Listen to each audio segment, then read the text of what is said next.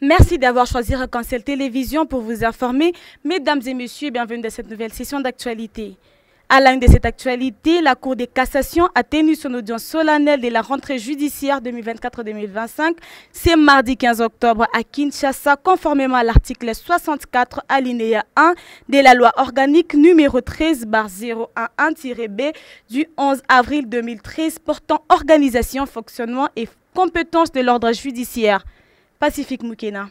C'est en présence du président de la République, Félix-Antoine Tshisekedi Tshilombo, que le premier président de cette haute juridiction de l'ordre judiciaire, Ndombe Kabeya Eli Léon, a fait son discours portant sur l'importance du rôle spécifique du greffier et sur l'atteinte au principe constitutionnel de la présomption d'innocence. Il a aussi parlé de ses actions faites à la tête de cette entité. Dans ses propos, Léon Michel a plaidé auprès du chef de l'État pour la réhabilitation de la fonction des greffiers qui joue ainsi un rôle majeur dans l'administration de la justice. Il a rappelé que c'est ce dernier qui reçoit le justiciable ou son défenseur juridique à l'entame d'une procédure judiciaire et c'est toujours lui qui gère le dossier tout au long de la procédure jusqu'à la déclaration du verdict, voire à l'exécution de la décision judiciaire. Par ailleurs, il a demandé une initiative de recrutement par concours des licenciés en droit qui exerceront la fonction du greffier en remplacement des agents administratifs affectés par le ministère de la fonction publique dans les cours et tribunaux.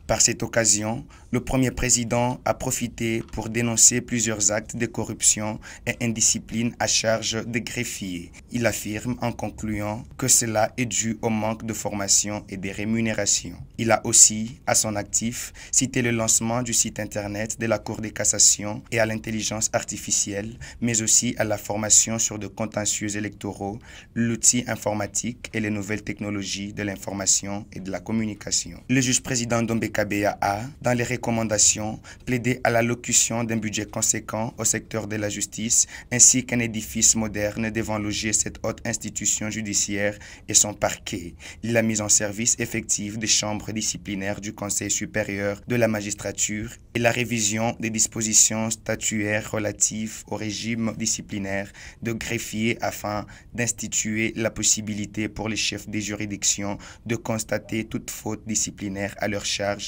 d'en déclencher la procédure disciplinaire irrélative. Les présidents du Sénat Jean-Michel Sama Lukonde participent à la 149e Assemblée de l'Union interparlementaire UIP en sigle et réunion connexe qui se tiennent à Genève en Suisse. Les débats généraux portent sur les thèmes « Exploiter la science, la technologie et l'innovation pour un avenir plus pacifique et durable ». Commencé le 13 octobre, c'est le jeudi 17 octobre 2024 qui vont se clôturer ces travaux.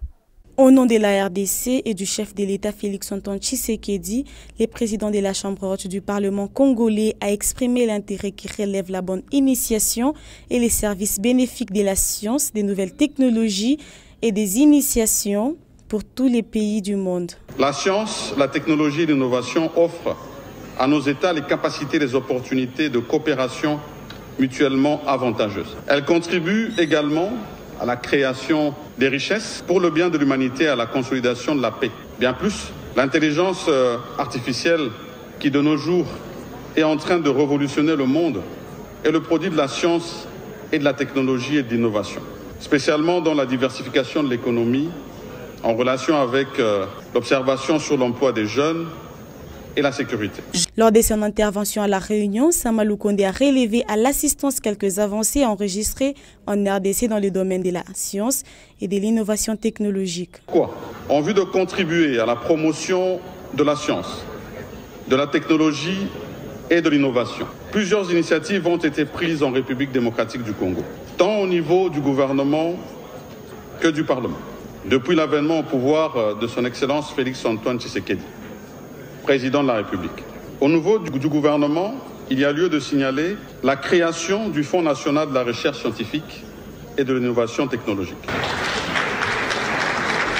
Il n'a pas non plus manqué de faire mention de la RDC qui, malgré ses nombreuses ressources naturelles, dont les minéraux critiques et stratégiques indispensables à l'innovation technologique, est victime d'une agression qui lui est imposée par les Rwandais principalement. Par cette même occasion, Sama Lukonde a réussi à inscrire Au point des urgences de cette Assemblée parlementaire internationale, la résolution de la RDC sur les questions sécuritaires et humanitaires dans sa partie Est et a obtenu en même temps l'appui de la majorité des parlementaires présents à ces assises. L'Assemblée nationale a procédé aux derniers travaux de mise au point de ses organes ce mardi 15 octobre.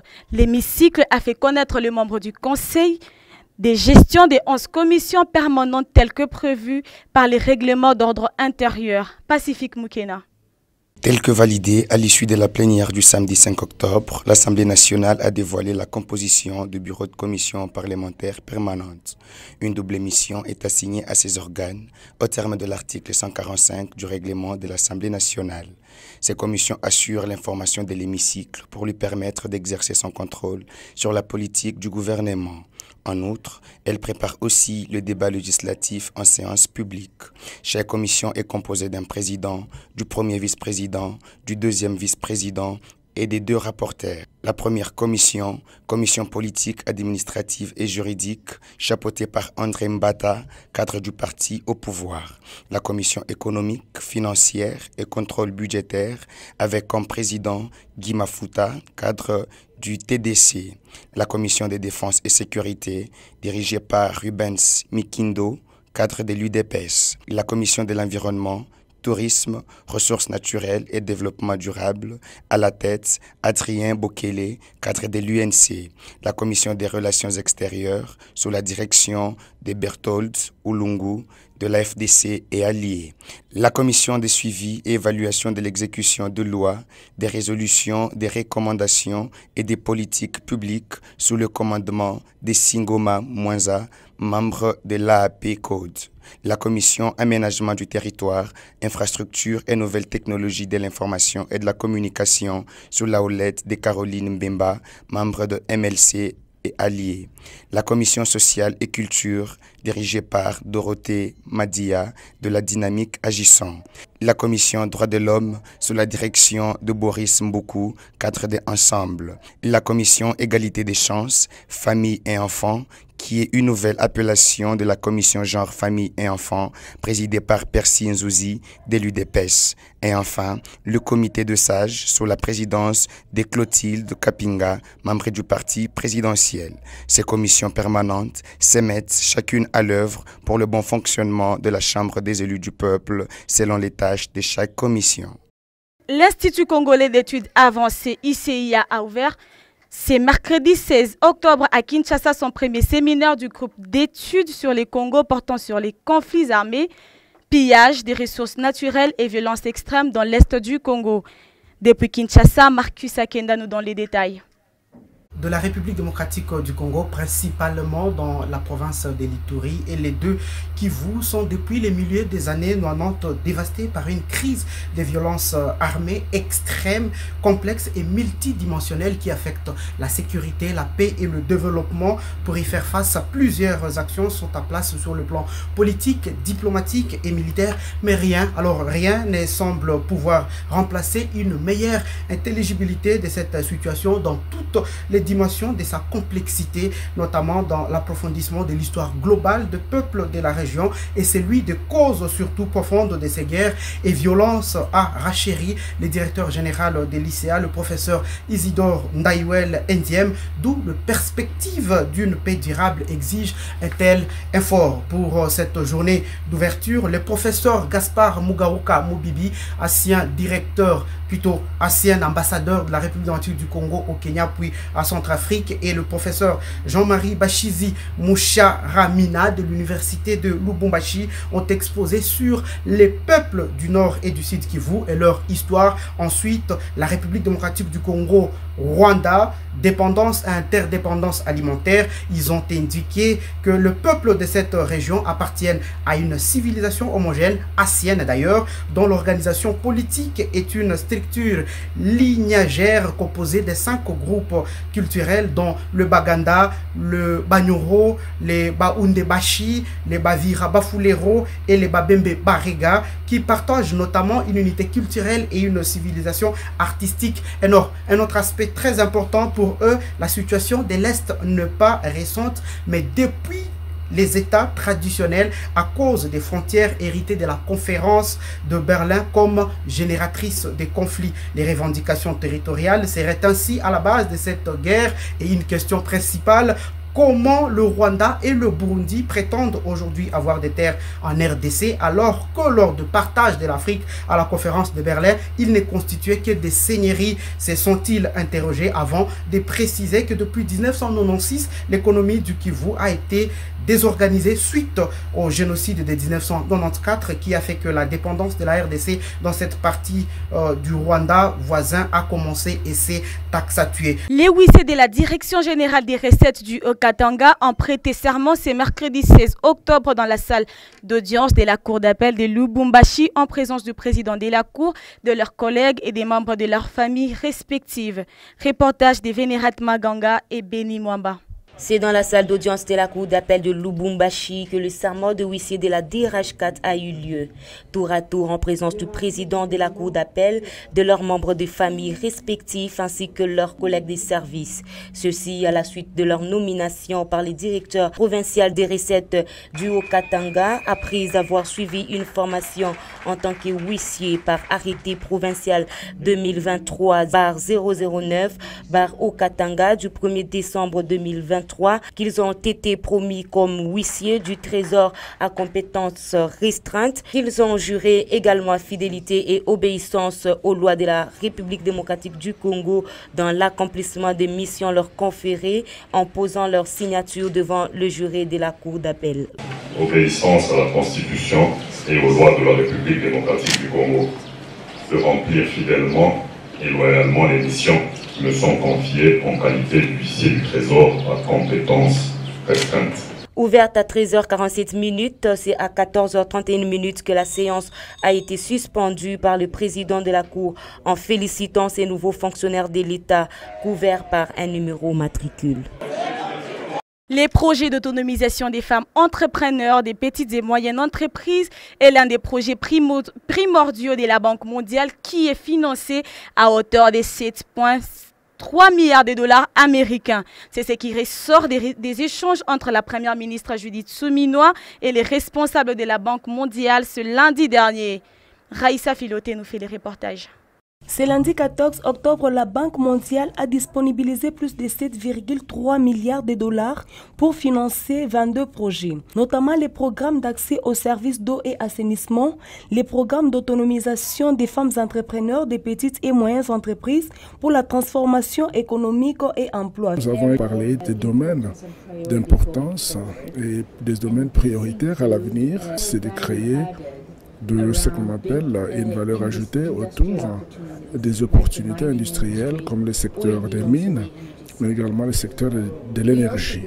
Nous avons également discuté de l'importance de l'environnement ou du climat des affaires pour que le secteur privé puisse jouer un rôle clé dans l'économie et également à créer des emplois pour la population. Nous avons également discuté de l'importance des efforts que nous voulons faire pour accroître l'accès à l'énergie dans le pays. Et là, nous voyons qu'il y a de nombreuses opportunités à saisir à travers les nouvelles technologies en recourant aux mini-réseaux et à l'énergie hors réseau. Et il y a des ressources immenses hydrauliques, par exemple, dans le pays qui pourraient être bénéfiques à la RDC, mais également qui pourraient devenir une opportunité pour l'exportation de l'énergie électrique. La chef du gouvernement congolaise et celle des opérateurs de la Banque mondiale ont évoqué enfin des questions environnementales, aussi celles de l'amélioration du climat des affaires pour faciliter des investissements en République démocratique du Congo. Célébration ce mardi 15 octobre 2024 de la Journée internationale des femmes rurales. Dans les Haut-Katanga, une cérémonie commémorative a été organisée par le ministère provincial du genre à Kapolo Émission sous le patronage du gouverneur Jacques Kaboula Katoué. C'était en présence du président de l'Assemblée provinciale et de plusieurs autres personnalités politico-administratives. Suivez. Dans ce monde des circonstances, la ministre provinciale du genre, Valériane Mumbaye Kiboko, a d'abord rendu hommage au chef de l'État, Félix-Antoine Tshisekedi, champion de la masculinité positive, avant de saluer la lutte du gouverneur dans la promotion de la protection de la femme rurale. Elle a par ailleurs encouragé les travails qu'a la femme rurale pour subvenir aux besoins de sa famille. La femme rurale est le pilier de nos communautés. Elle est agricultrice, mère, éducatrice et souvent la première à affronter les défis quotidiens liés à la pauvreté et à l'insécurité alimentaire. Prenant la parole, le gouverneur Jacques Yaboula Katoué a salué les efforts du président de la République Félix Antoine Tshisekedi pour la préservation de la paix en province, tout en encourageant la femme rurale à aller au-delà de ses limites pour le développement de la famille. C'était avant d'annoncer la réhabilitation incessante de la route Mbalaka qui mène vers Kapolo et Mission. Kaji ba mama munatumika ni kaji munene sana. Joy inafanisha tutoke Lubumbashi tukuye tumitemwanye ya kusema kazi munafanya muo Katanga mwe ba mama ni kazi munene sana, kazi ya mashamba. Tunapenda femme rural atumike kazi ya mikono mumukini ile itapeleka mukini yetu kwenda mbele. C'est par la remise symbolique des kits aratoires à quelques femmes rurales que la cérémonie riche en couleurs s'est terminée. La ministre d'État en charge de l'environnement, F. Bazaïba Massoudi, est arrivée en début d'après-midi de ce mardi 16 octobre à Lubumbashi, dans la capitale cuprifère. La patronne de l'environnement dit venir lancer la perception de la taxe de l'importation des produits électroniques et pneumatiques en province et récolter quelques données du jardin zoologique de Lubumbashi afin de les exposer à la COP16. Elle s'exprime au micro de Daniel Mouilamboué. C'est dans l'après-midi de ce mardi 15 octobre 2024 que la ministre d'État en charge de l'environnement, F. Bazaïba Massoudi, a atterri à l'aéroport international de Lalouano. À son arrivée, la ministre d'État en charge de l'environnement a été accueillie par les ministres provinciaux des Finances, les chefs de division à l'environnement et plusieurs autres personnalités.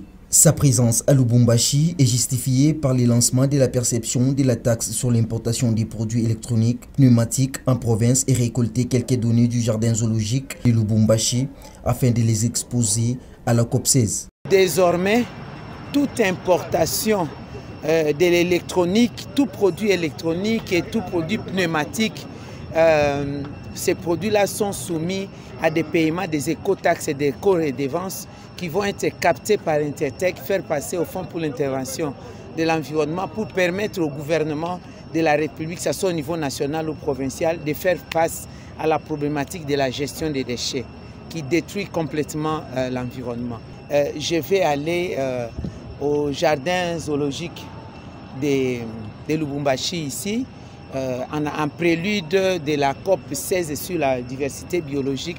Je dois prendre des éléments de terrain pour aller le présenter au niveau international. Il est important de signaler que l'arrivée de la ministre F. Bazaïba Massoudi à Lubumbashi représente une opportunité pour le gouvernement de montrer son engagement envers la protection de l'environnement. Les directeurs des parcs, domaines et réserves de l'Institut congolais pour la conservation de la nature, ICCN en sigle Jules Maïfiloua, a annoncé lundi 14 octobre dernier une perte animale importante dans les parcs nationaux de Virunga au Nord Kivu.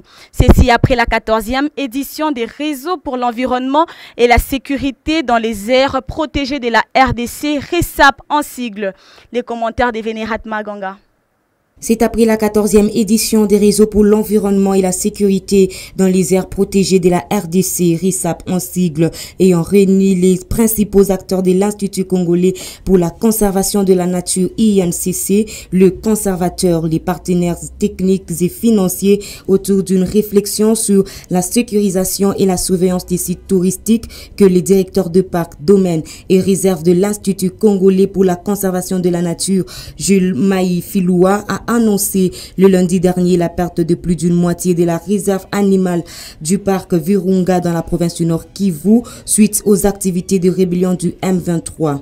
Dans son speech, il a affirmé que les groupes armés exercent leurs activités généralement dans les aires protégées dans le parc Virunga, ce qui justifie la perte du contrôle de l'INCC sur certains de ses patrimoines mondiaux. Jules Maïfiloua compte la diminution très sensible de gros mammifères mammifères, de fauves et d'autres espèces animales dans cette perte phonique qu'il estime à 50%. Se référant aux cartes ainsi qu'au rapport lui déposé le mois dernier. Outre la perte animale, le chef de parc a également fait mention d'une perte en vie humaine découlant des activités similaires de rébellion dans la partie est de la République démocratique du Congo. Par ailleurs, l'occupation du M23 et des groupes armés dans cette région touristique représente un danger permanent pour la disparition des Virunga, l'un des grands patrimoines nationaux en RDC. Place à présent au sport. La RDC sera bel et bien présente à la phase finale de la CAN Maroc 2025. Les Léopards ont validé leur qualification grâce à leur victoire devant la Tanzanie de 2-0 pour le compte de la 4e journée des éliminatoires. Logé dans le groupe H, la bande à Sébastien des Sabres affiche une statistique de XL avec à la clé 4 victoires en autant des rencontres. Mesdames et messieurs, c'est par ici que nous mettons un terme à cette édition de journal. Merci de l'avoir suivi, surtout à très bientôt.